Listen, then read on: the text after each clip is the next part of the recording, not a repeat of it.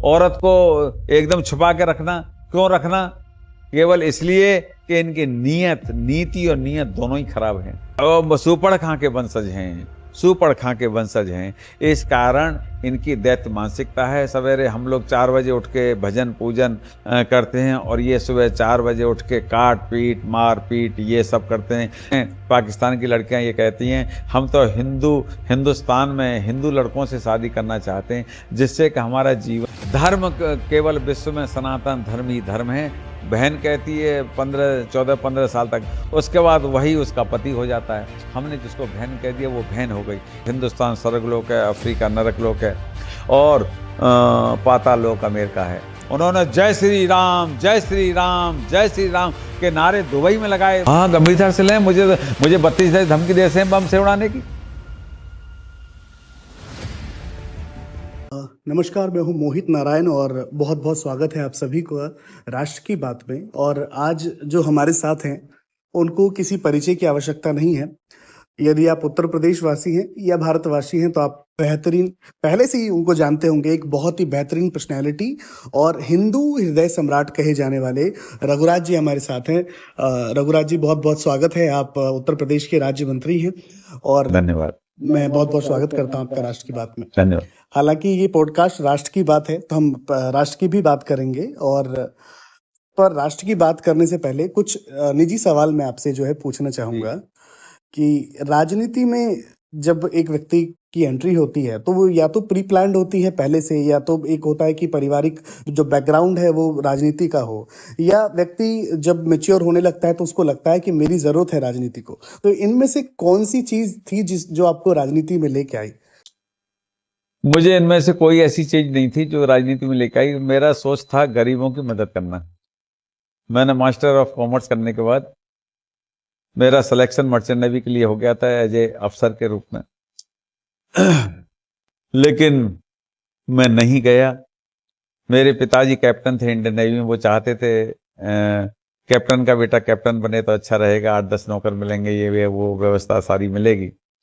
लेकिन मेरा कुछ सोच ही अलग था कि मुझे कैप्टन जैसे लोग मुझे सलामी दें, सलूट मारें।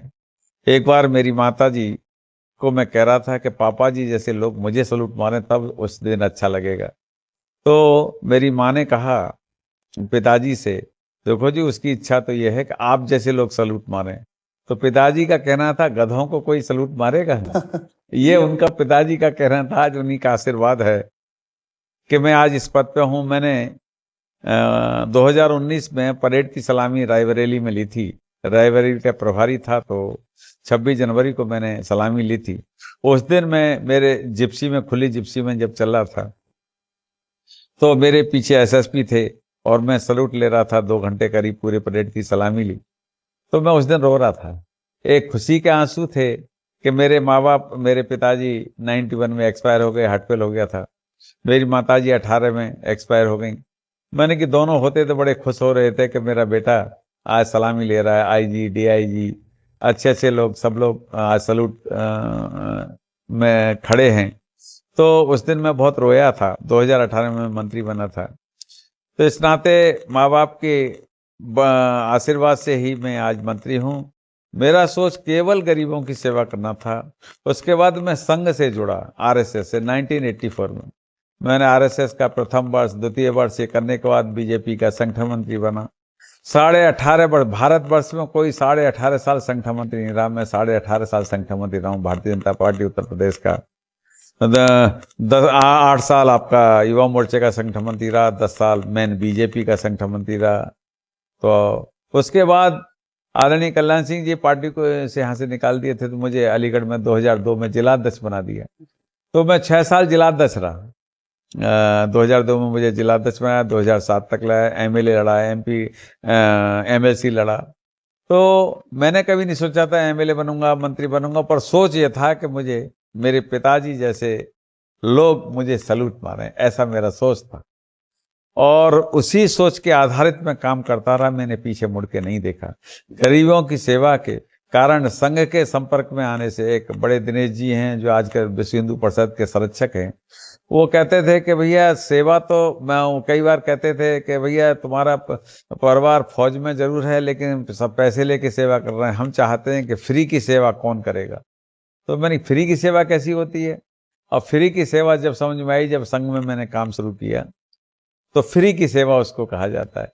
तो मैं ऐसे सने सने सने मैं ऐसे बड़े पदों पे प्रदेश का महामंत्री, प्रदेश उपाध्यक्ष, प्रदेश संगठन मंत्री, युवा मोर्चे का प्रदेश संगठन मंत्री, इन सारे पदों से होते हुए आदरणीय मोदी जी के साथ काम किया है, आदरणीय अमित शाह जी के साथ काम किया है, आदरणीय राजनाथ सिंह जी के साथ काम किया है। जब राजनाथ सिंह जी प्रदेश अध्यक्ष थे, मैं प्रदेश का संगठन मंत्री था।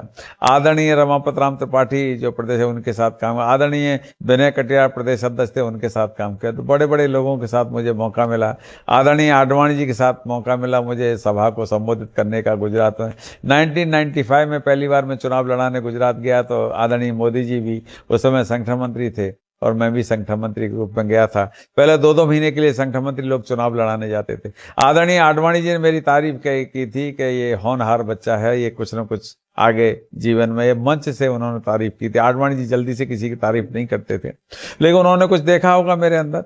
आदरणीय अटल जी ने यहाँ पर 2004 में मैं जिलाध्यक्ष था, तो आदरणीय अटल जी का 2 घंटे हेलीकॉप्टर लेट हो गया, तो उन्होंने कहा तू भी प्रधानमंत्री बनेगा क्या, क्योंकि उस समय तत्कालीन शीला गौतम थी, सांसद का चुनाव लड़ रही थी। तो 2 घंटे हेलीकॉप्टर लेट हो गया क्योंकि इटावा में हेलीकॉप्टर खराब हो गया 2000 के चुनाव में। तो उन्होंने शीला जी मुझसे बोले भैया भीड़ भाग रही है, अब तुम ही भाषण दो। पहले मुझसे कहा आधा घंटा देना है, फिर उसके बाद मैंने 2 घंटे तक धीमे धीमे करके भाषण दिया, जनता को रोके रखा। तो पीछे से आदरणीय अटल बिहारी वाजपेयी जी प्रधानमंत्री के रूप में आए, बोले तू भी प्रधानमंत्री बनेगा, तो ऐसे करके मुझे आशीर्वाद दे रहे थे। तो ऐसे बड़े लोगों के, बड़े विद्वान लोगों के साथ मैंने काम किया है और सने सने या 2018 में मंत्री बना। तो जब मैं परेड की सलामी ले रहा था तो मैं उस दिन बहुत आंखों में आंसू थे, खुशी के भी और गम के। गम के इसलिए थे कि माँ बाप जिंदा होते तो देखते तो अच्छा लगता, लेकिन जहां भी देख रहे होंगे तो उन्हें अच्छा ही लग हाँ, रहा जो होगा खुश मेरा होंगे बेटा आपकी सैल्यूट ले रहा है, जहां से सलामी भी ले देख रहा रहे है। होंगे। तो मैंने अपने जीवन में बड़ी तपस्या की है। मैंने भारतीय जनता पार्टी को कभी त्यागा नहीं, भारतीय जनता पार्टी कभी छोड़ी नहीं। लोग स्वार्थ के लिए राजनीति करते हैं, धन के लिए राजनीति करते हैं, मैंने न स्वार्थ के लिए राजनीति की न धन के लिए। मैंने केवल राजनीति की हिंदुत्व के लिए। हिंदुस्तान कैसे हिंदू राष्ट्र बने, ये मेरी परिकल्पना 1984 में थी। भगवान राम का मंदिर कैसे बने, ये मेरी परिकल्पना थी। काशी विश्वनाथ के मंदिर में कैसे जीर्णोद्धार हो, मेरी परिकल्पना थी। आपका मथुरा में जय भगवान कृष्ण के मंदिर में मैं हर महीने जाता हूँ, मेरी परिकल्पना है कैसे भी वहां से मस्जिद मुक्त हो, क्योंकि मस्जिद तो मुगलों ने बनाई, क्योंकि भगवान तो हमारे लाखों वर्ष और हजारों वर्ष से हमारे ही सनातन धर्म में भगवान पैदा हुए हैं, किसी पंथ में भगवान पैदा नहीं हुए। क्योंकि 4200 साल पहले यहूदी पंथ बना है, 3200 साल पहले जैन पंथ बना है, और 2800 साल पहले बुद्धिस्ट पंथ बना है, 2200 साल पहले क्रिश्चियन पंथ बना है, 1450 साल पहले इस्लाम की स्थापना हुई, 353 साल पहले खालसा पंथ की स्थापना हुई। तो धर्म विश्व में केवल एक ही है, सनातन। सनातन सनातन ही धर्म है, धर्म माने सनातन और सनातन माने धर्म है। तो इसलिए आपने देखा होगा कुरुक्षेत्र में जो लड़ाई हुई, धर्म युद्ध की लड़ाई हुई, क्या 5 पांडव जीत सकते थे? नहीं जीत सकते थे। 125 कौरवों के लाखों सेना, नारायणी सेना थी, उसके आगे जीतना असंभव था।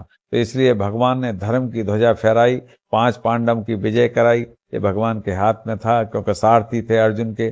तो इस कारण ये धर्म युद्ध की लड़ाई हिंदुस्तान में भी उत्तर प्रदेश में ही भगवान राम, भगवान कृष्ण पैदा हुए। विश्व में भगवान कहीं पैदा नहीं हुए। विश्व में महामानव पैदा हुए, लेकिन भगवान कहीं पैदा नहीं हुए। तो इसलिए आपके माध्यम से यह कहूंगा कि मैं हिंदुत्व की परिकल्पना के आधारित मैं नेता बना हूं।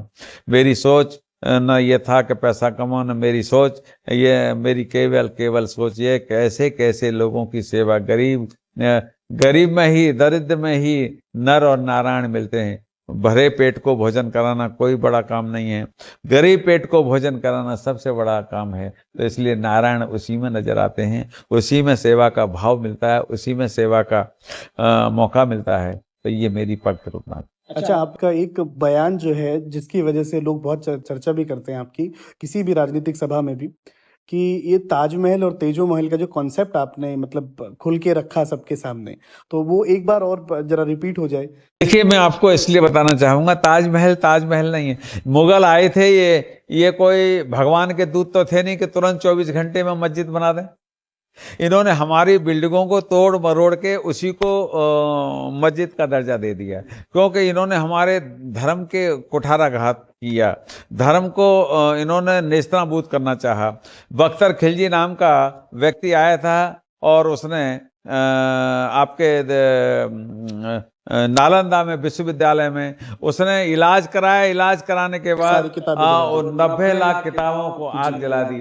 तो ये दैत्यों के वंशज थे, और क्योंकि सुपड़ खां का वध नहीं हुआ, सुपड़ खां के ये वंशज हैं, इस कारण मतलब आप कहना चाह रहे हैं कि ये जो मुस्लिम समाज है, सुपड़ खां के वंशज हैं, सुपड़ खां के वंशज हैं, इस कारण इनकी दैत्य मानसिकता है। सवेरे हम लोग 4 बजे उठ के भजन पूजन करते हैं, और ये सुबह 4 बजे उठ के काट पीट मार पीट ये सब करते हैं। गाय को काटते हैं, भैंसा काटते हैं, भैंसिया काटते हैं, बैल को काटते हैं। ये सब काटना सवेरे 4 बजे शुरू करते हैं। और हिंदू समाज में, सनातन धर्म में सवेरे 4 बजे से पूजा पद्धति प्रारंभ होती है। तो इसलिए हमारे सनातन धर्म में चींटी की भी सेवा होती है, सर्फ की भी सेवा होती है, मेढक की भी सेवा होती है, शेर की भी सेवा होती है, मोर की भी सेवा होती है। सबकी हम सेवा भाव के माध्यम से हम उनको चुगाते हैं, उनको चराते हैं। आपने देखा होगा, गाय को माता कहते हैं।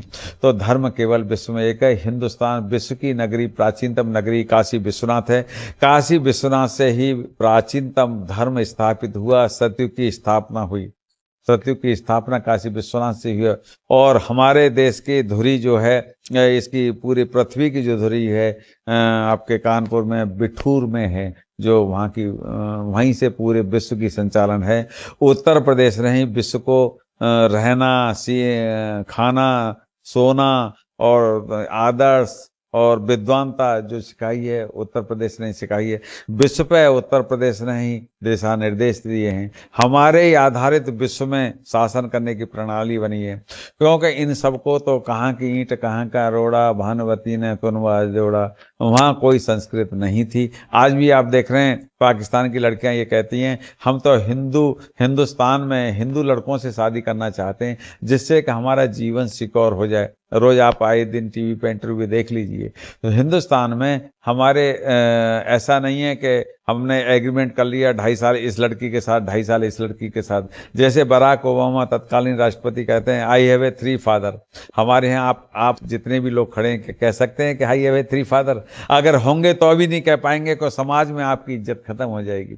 वो कह रहा है, पहले बाप से मैं पैदा हूं, दूसरे बाप से मेरी बहन पैदा है, तीसरे बाप से मेरा दूसरा भाई पैदा है, तो उसको वो भाई कह रहा है। तो माँ एक है और बाप 3 हैं। तो ऐसी स्थिति में हमारे यहाँ ये संस्कृत नहीं है।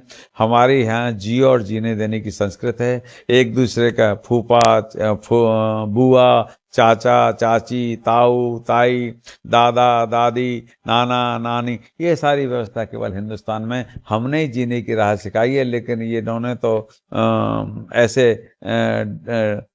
जोड़ तोड़ के इन्होंने अपनी संस्कृति। अच्छा, लोगों के बहुत सारे वो क्वेश्चंस आते हैं जब आप कभी सोशल मीडिया पे अपनी कोई पोस्ट डालते हैं, उसके नीचे बहुत से लोग ना नेगेटिव कमेंट भी करते हैं, कुछ गलत भी कमेंट करते हैं। कॉलेज विदाउट कॉलेज, जो नरवच्छी हैं, जो दैत्यों के वंशज हैं, जो केवल शुद्ध राजनीति करते हैं। मैं शुद्ध राजनीति नहीं करता हूं, ईमानदारी की बात करता हूं, और ईमानदारी की बात कहने में मुझे कोई संकोच, डर नहीं रहता, न भय रहता। ये बताइए, हमारे देवी देवताओं ने कहीं घूंघट मारा है? सनातन धर्म में कहीं घूंघट नहीं है। लेकिन इसी पंथ में क्यों है कि औरत को एकदम छुपा के रखना? क्यों रखना? केवल इसलिए कि इनकी नीति और नीयत दोनों ही खराब है। नीति इसलिए खराब है कि सगे भाई आपस में समधी हो जाते हैं।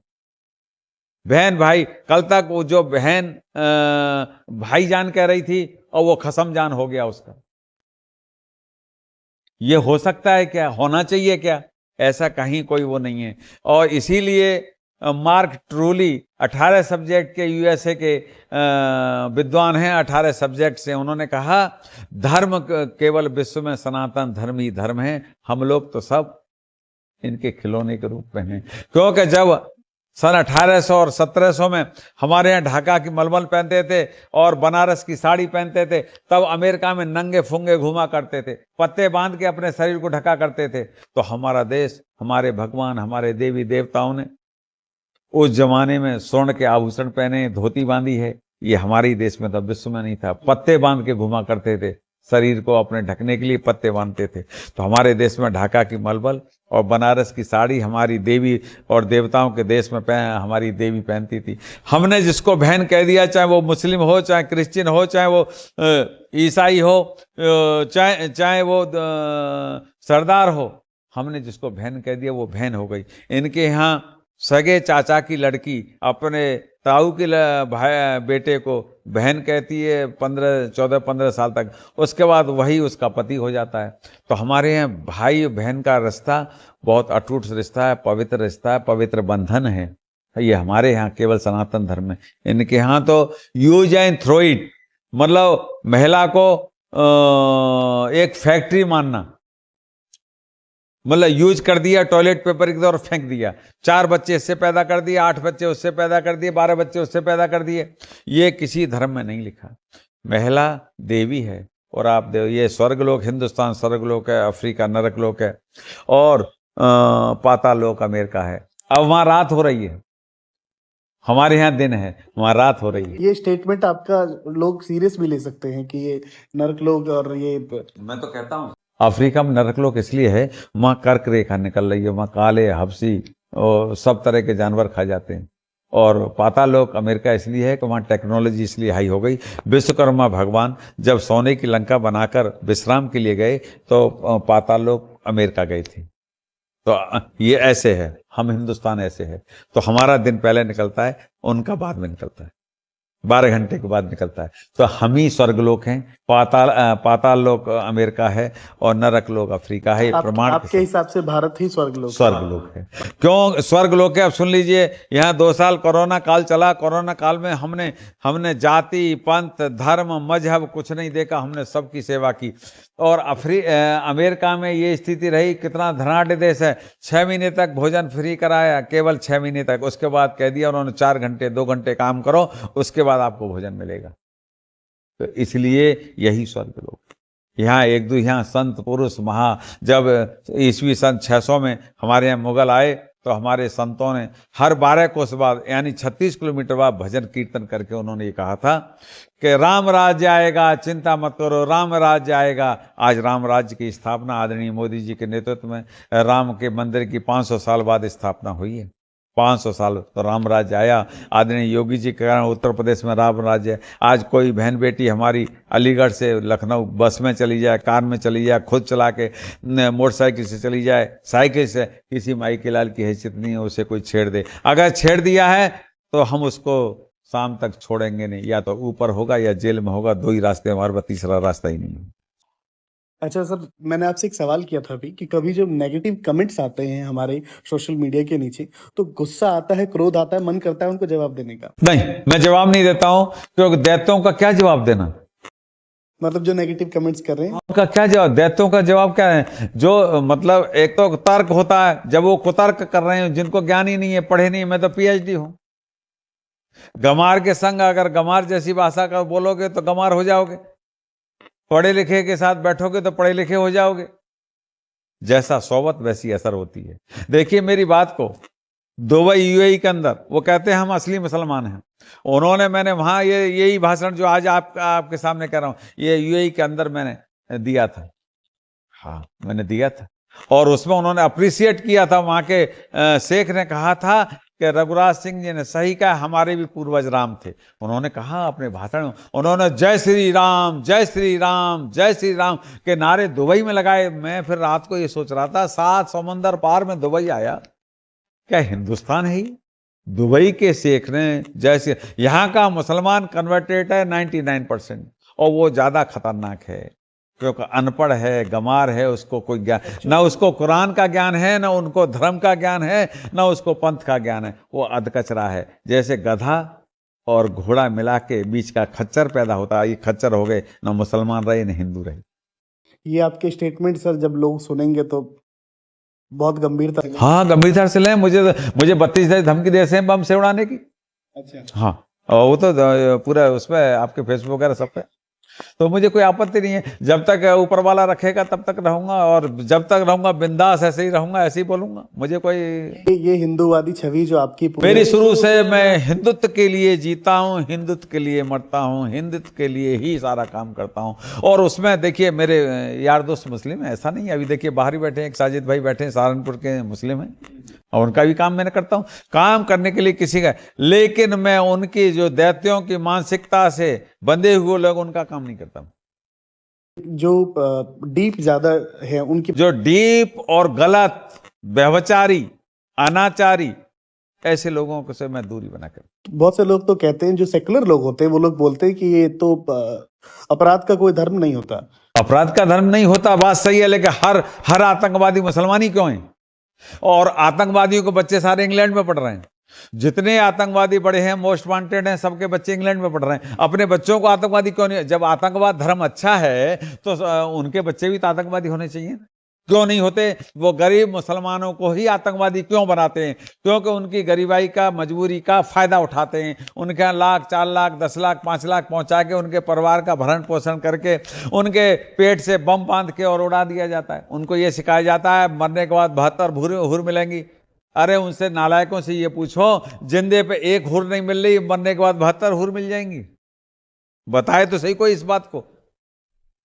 अच्छा, इसके सुधार के लिए, जैसे अपने सूबे में सरकार है आपकी, और केंद्र में भी है, इस वक्त प्रदेश में भी है, और असम में जैसे कि हमने देखा कि हेमंत बिश्वा जी ने जो कानून एक मदरसे के अंदर भी लागू किया कि, देखिए मेरा सुझाव ये है, मैंने प्रदेश सरकार को भी दिया है और देश की सरकार को दिया है, देश के मदरसे बंद कर देने चाहिए। क्योंकि मदरसों में, मैं बहुत मदरसों में गया हूँ, परीक्षण किया है, न वो प्रधानमंत्री जानते न राष्ट्रपति जानते, केवल मुल्ला मौलवी को जानते हैं, हिल हिल के पढ़ते हैं। हिल के पढ़ने का कोई अर्थ होता नहीं हमारे समाज में, या अपनी संस्कृत में हिल हिल के पढ़ने का कोई अर्थ नहीं है। There is no meaning about हिलना। पढ़ने का तात्पर्य है कंसंट्रेट होके पढ़ें। मैं इस बात को कहता हूं कि मुस्लिम एक हाथ में कुरान रखें, एक हाथ में कंप्यूटर रखें, ये कि आधुनिक युग है। जब यूएई के जो मुसलमान कंट्री हैं वो ये कहते हैं कि हमारे यहाँ मदरसे थे, तब हमारे यहाँ टूरिज्म नहीं था, और जब से हमने इंग्लैंड में इनको इंग्लिश पढ़ा के, पुलिस वालों को और सब अफसरों को हमने इंग्लिस्तान बना दिया, क्योंकि इंग्लिश इंटरनेशनल लैंग्वेज है, तो बोले हमारे यहाँ टूरिस्ट बढ़ गए। तो आज स्थिति दुबई में आप सब जाते हो, हम सब जाते हैं, तो वो मदरसे वाले नहीं हैं, केवल अरबी एक भाषा रहती है, सारे अंग्रेजी से सुसज्जित वो विद्यालय हैं। ऐसा ही मैं इस देश में चाहता हूं, एक ही भाषा, हिंदी भाषा हो। इंग्लिश इंटरनेशनल इसलिए वो भी जरूरी है। मदर टंग जिसकी है, जैसे तमिल है तो तमिल रहे, कोई आपत्ति नहीं है, परंतु सर हिंदी को राष्ट्रीय भाषा का दर्जा तो मिला नहीं अभी तक। राष्ट्रीय भाषा है हिंदी, तो नहीं, वो मिलेगा, धीमे धीमे समझ में आएगा। कुछ लोगों ने, क्षेत्रवाद ने नुकसान किया है उसका। देखिए 50% देश में हिंदी क्षेत्र है, इसलिए राष्ट्रभाषा हिंदी है। अधिकांश राज्यों में हिंदी। इसलिए मेरा कहना है कि मदरसे बंद कर देने चाहिए। जो सामान्य स्कूल में, जैसे जिसमें मैं पढ़ता हूँ, मेरा बच्चा पढ़ता है या मेरा पोता पढ़ता है, उसमें ही मुसलमान को पढ़ना चाहिए, उसी में क्रिश्चियन को पढ़ना चाहिए, उसी में खालसा पंथ को पढ़ना चाहिए, सबको उसी में पढ़ना चाहिए, जिससे एक देश, एक भाषा और एक जो सोच बनेगी। देश का राष्ट्रपति कौन, देश का प्रधानमंत्री कौन, प्रदेश का मुख्यमंत्री कौन, कलेक्टर कौन, ये मदरसे में पढ़ने वालों को कोई ज्ञान नहीं है। अच्छा, शिक्षा पे एक बात याद आई मुझे कि क्या ऐसा होना चाहिए, मैंने सोशल मीडिया पे कहीं पढ़ा कि लोग ऐसा चाहते हैं कि जो सरकारी अफसर हैं, जो सरकारी नेता जो भी सत्ता में बैठे हैं, उनके जो बच्चे हों, उनको सरकारी स्कूल में जरूर पढ़ना चाहिए, बिल्कुल पढ़ना चाहिए, नहीं पढ़ना चाहिए, सबको पढ़ना चाहिए। स्कूल जब भी ठीक होंगे, हम सबको पढ़ना चाहिए, हम सबको उन्हीं स्कूलों में पढ़ना चाहिए। ये शिक्षा महंगी इसलिए हो गई, प्राइवेट लोग इसमें ज़्यादा घुस बैठे हैं, और सब लोग जो थोड़े से भी अच्छा पढ़ाना चाहते हैं तो क्योंकि पूर्ववर्ती सरकारें ऐसी रहीं, लूटपाट की रहीं, सपा बसपा कांग्रेस, इन्होंने देश को लूटा, क्योंकि गोरे अंग्रेज चले गए, काले अंग्रेज छोड़ गए, ये काले अंग्रेजों की औलाद हैं जो इस देश को लूट रहे थे।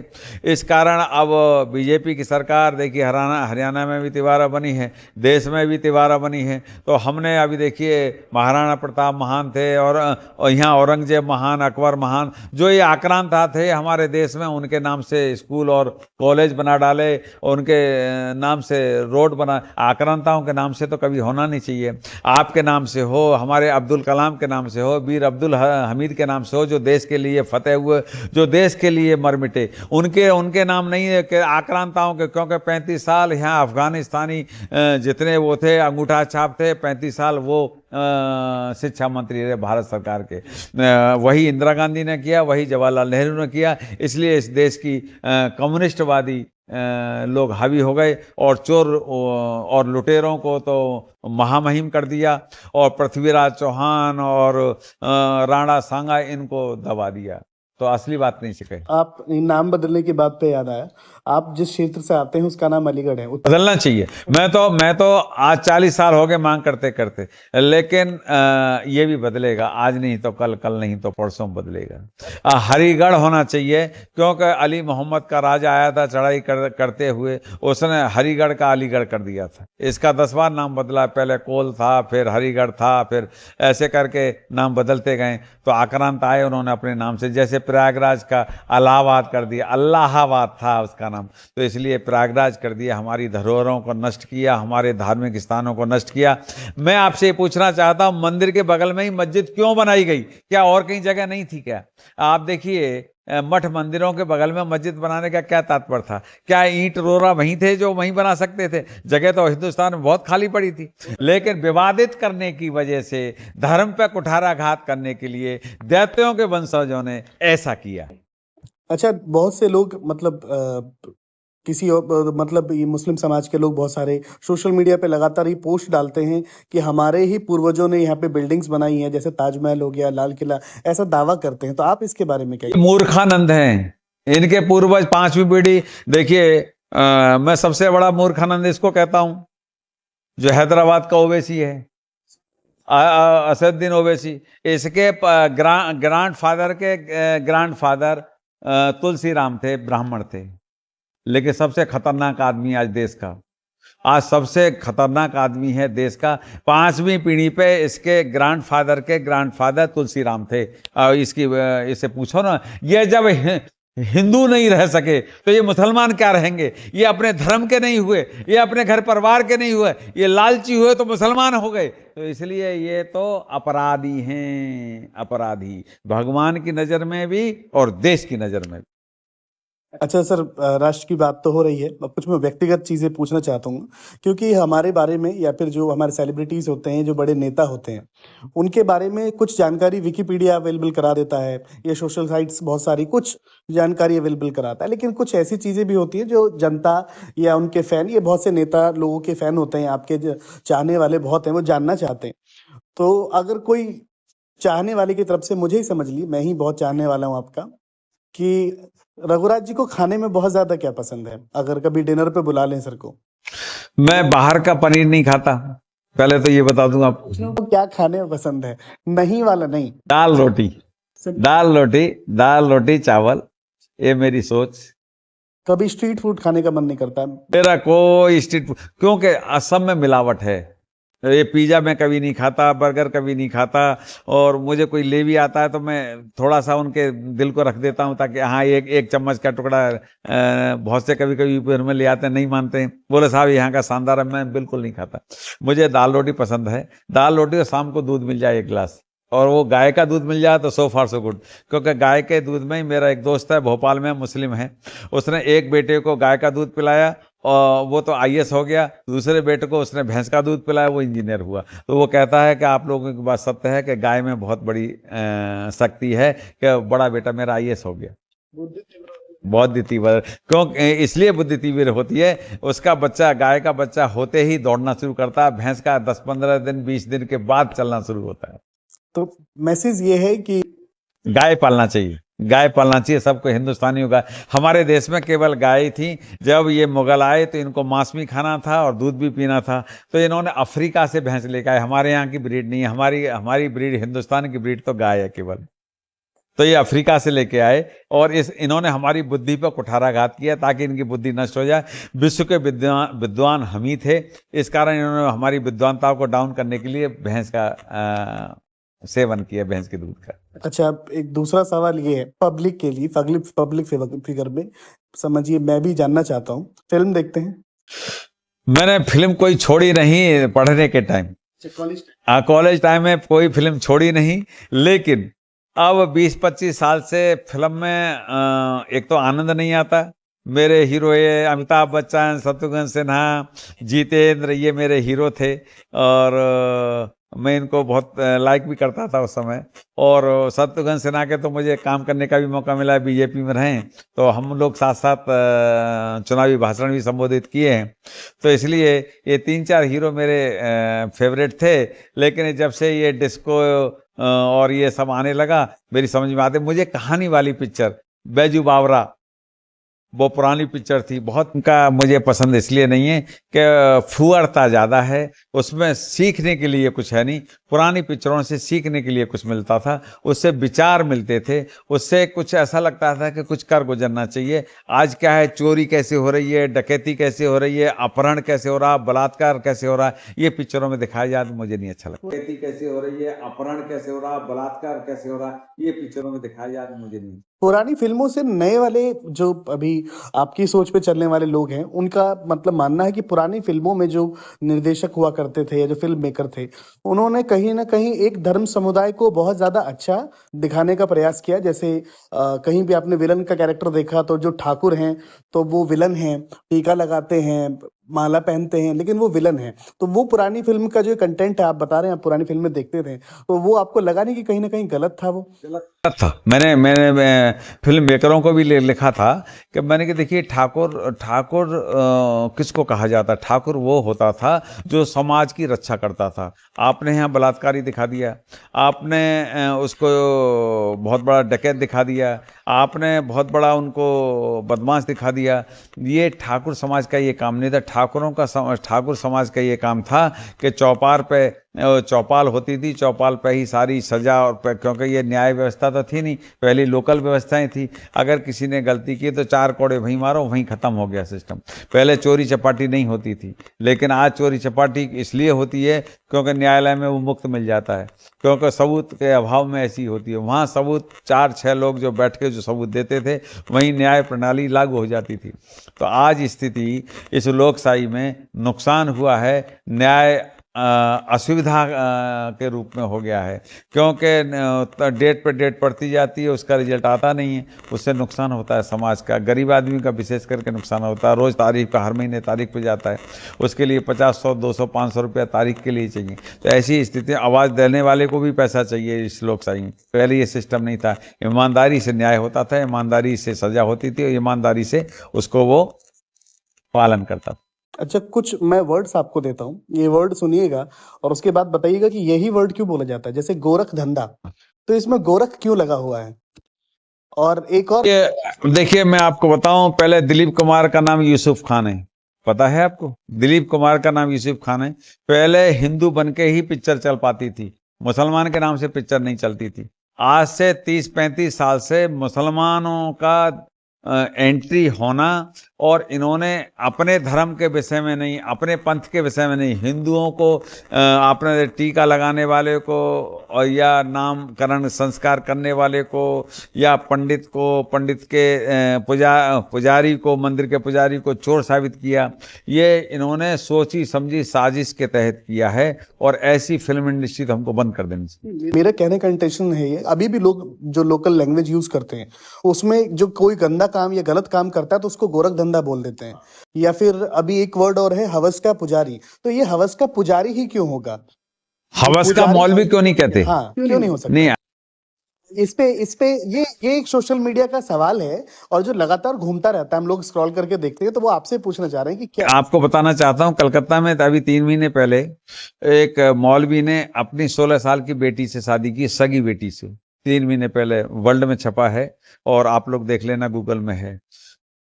क्योंकि वहाँ ममता की सरकार है, मुसलमानों का चाहे गलत काम हो चाहे सही काम हो, उसको ओके करना मजबूरी है उसकी। तो इसलिए उन्होंने 16 साल की, मैं अगर उत्तर प्रदेश में होता तो मैं जेल भेज देता उसको। 16 साल की लड़की, एक ही लड़की, बहुत सुंदर लड़की, बोले मुझे रात को सपने में ये आया कि तुम बेटी के साथ निकाह करो। उसने अपनी सगी बेटी के, रियल बेटी के साथ निकाह किया है। तो ऐसा धर्म कोई विश्व में हो नहीं सकता, इसलिए इसको धर्म नहीं मानता हूं। ये पंथ हैं, पंथ अपनी सुविधा के लिए बनाए गए हैं। ये व्यक्ति की सुविधा के लिए बनाए, धर्म बनाया है सबकी सुविधा के लिए। तो सनातन धर्म जो है सभी बहन बेटियों की रक्षा करने वाला, सब बहन बेटियों को कच्चे धागे में सूत्र में बांधने वाला, सब बहन बेटियों को देवी के रूप में मानने वाला। अब हमारा नवदुर्गा चल रहा है, तो मेरे यहाँ सब देखो, मेरा पोते ग्रैंडसन के टाइप जितने बच्चे आएंगे इस गली के मोहल्ले, किस जाति के किस बिरादरी के नहीं, उससे कोई नहीं, सब लोग यहाँ भोजन करेंगे। तो देवी देवताओं का देश है ये, हमारा ही देश है। विश्व में देवी देवताओं का सिस्टम कहीं नहीं है। अच्छा सर, कुछ चंद आखिरी सवाल और आपके कीमती समय में से मैं करना चाहूंगा कि प्रदेश को आप आज से 10 साल बाद यदि देखना चाहते हैं कि कहाँ होगा, कि अभी जो स्कूलों की स्थिति है, स्वास्थ्य की बहुत जगह ऐसे स्वास्थ्य केंद्र हैं जिनकी हालत बहुत खराब है, अभी भी कुछ ऐसी जगह बची हुई हैं, तो 10 साल बाद अगर लगातार आपकी सरकार बनी रही तो प्रदेश कहाँ होगा? क्या तुलना करेंगे किसी और राज्य से, किसी और देश से? देखिए, उत्तर प्रदेश उत्तम प्रदेश बन जाएगा। हमारे सारे सरकारी स्कूल, हमारे सब मंदिर मठ मंदिर, पूजा की पद्धति, आप देखिए यूएई के अंदर चले जाओ, दुबई चले जाओ, ओमान चले जाओ, अबू धाबी चले जाओ, मस्जिद में अगर 100 लोगों की व्यवस्था है तो 100 ही लोग करेंगे। रोड पे कोई नमाज अदा नहीं करेगा। अगर रोड पे अदा करोगे तो जेल डाल दिए जाओगे। यहां भी ये व्यवस्था कड़ाई से लागू करनी पड़ेगी। सबके लिए नियम एक, सरकार का नियम एक, सरकार का सबको लाभ मिले। एक बार आपको बताना चाहता हूं, ऊपरकोट पर नमाज हो रही थी, एक महिला गर्भवती थी, उसको डिलीवरी के लिए जाना था और ये नमाज से नहीं हटे। तो क्या अल्लाह ने ये कहा है कि नमाज से ना हटा जाए और किसी कोई मर जाए तुम्हारी वजह से? ये तो घोर पाप हो गया, ये पाप कहा जाता है। वो महिला मर गई तो ये पाप हुआ, लेकिन इनके यहाँ पाप धर्म नहीं है, इस कारण ये ऐसी स्थिति। सर एक चीज तो है कि आपसे कोई भी सवाल करें, आपका जवाब घुमा फिरा के एक ही जगह चला जाता है। प्रमाण के साथ देता हूं, मैं ऐसे नहीं देता। प्रमाण देता हूं उसके, मैंने कोई खो की या थोतली बात नहीं की होगी, आपको प्रमाण के साथ। तो सर एक अंतिम प्रश्न मेरा कि आप सौभाग्य हमारा भी है, हम भी मानते हैं कि नरेंद्र मोदी जी जब प्रधानमंत्री हैं, हम ऐसे समय में जी रहे हैं, तो यदि भविष्य में नरेंद्र मोदी जी के अलावा आपको कोई दूसरा चेहरा पुटअप करना हो कि प्रधानमंत्री के चेहरे पे, तो कौन सा चेहरा होगा जो आपके अभी नजर में है कि वो प्रधानमंत्री की एक अच्छे ऑप्शन है? ये सुझाव सर, ये मैं ये नहीं कि कोई बयान नहीं कह रहा हूं, मैं एक अपने मन की।